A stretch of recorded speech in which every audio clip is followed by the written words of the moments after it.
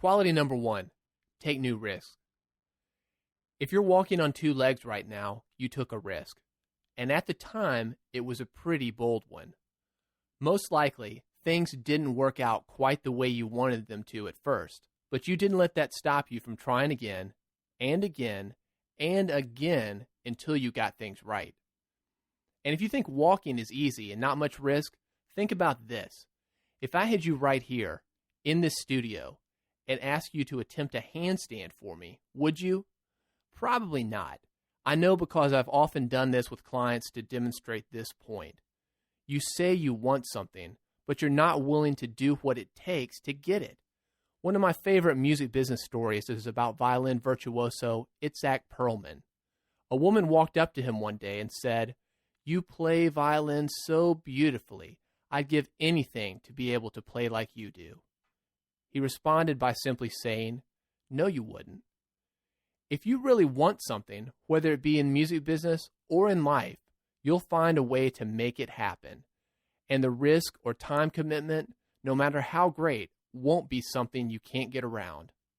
Had this woman really wanted to play violin well, she'd already be well on her way to making that happen. Those who take the risk and make the sacrifices get the rewards. You get what you give. I encourage you to reevaluate risk in your life. Instead of concentrating on what could go wrong, put your energy behind what will happen when things go right. If I had you attempt a handstand, what's the worst that could happen? You'd fall, or maybe not even get your legs up more than a few inches off the ground. Neither one of those things is a big deal. And if I had you call a club because you needed more work for your act and wanted to pick up an extra gig, what's the worst that could happen?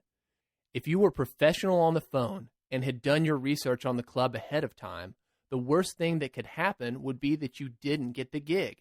You wouldn't burn any bridges, and you'd be in no worse of a situation than if you didn't call. And even if you didn't get the gig, you'd at least know for sure that you wouldn't be playing rather than wonder if it could have been a possibility. Now, you may have absolutely no desire to do a handstand since, other than the physical benefits, there isn't much advantage to having that skill. But the advantage of being able to play a gig, make money, attract new fans, and otherwise further your career that comes from taking a few minutes to make a phone call is probably worth the risk.